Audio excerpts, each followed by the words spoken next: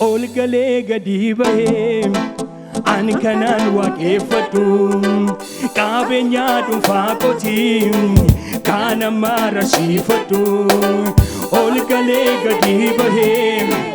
ani kanaan waaqeffadhu qabeenyaa dhuunfaa kootii kana mararsiifadhu ol galee gadi bahee ani kanaan waaqeffadhu qabeenyaa dhuunfaa kootii kana mararsiifadhu si malee malaan qaba michuu dhugamaa namaa si malee malaan jalqaba kanumaaf kan jalqaba maqaa kee ol qaba si malee malaan qaba michuu dhugamaa namaa si malee malaan qaba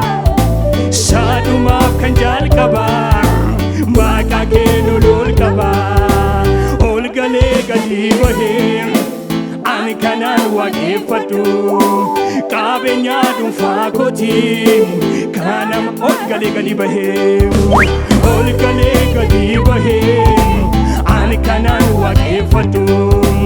qabeenyaa dhuunfaa kootii kana mararsiifadhu si malee malaan qaba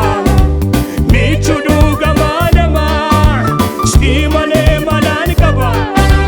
sadumaaf kan jalqaba maqaa kee ol si malee malaan qaba michuu dhugamaa namaa si malee malaan qaba sadumaaf kan jalqaba maqaa kee ol si malee malaan qaba Yesuus michuu dhugamaa namaa si malee malaan qaba sadumaaf kan jalqaba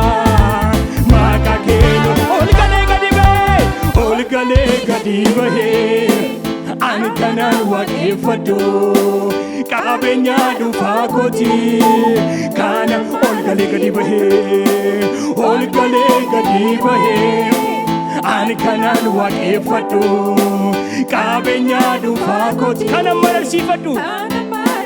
ol galee gadi bahee ol galee gadi bahee ani kanaan qabeenyaa dhuunfaa kootii kana ol galee gadi bahee ol galee gadi bahee ani kanaan waaqeffadhu qabeenyaa dhuunfaa kootii kana mararsiifadhu si malee malaan qaba michuu dhugamaa namaa si malee malaan qaba sadumaaf kan jalqaba maqaa kee ol si malee malaan qaba michuu dhugamaa namaa si malee malaan qaba sadumaaf kan jalqaba maqaa kee ol galee gadi bahee ol galee gadi bahee ani kanaan waaqeffadhu qabeenyaa dhuunfaa kootii kana ol galee gadi bahee ol galee gadi bahee ani kanaan waaqeffadhu qabeenyaa dhuunfaa kootii kana si malee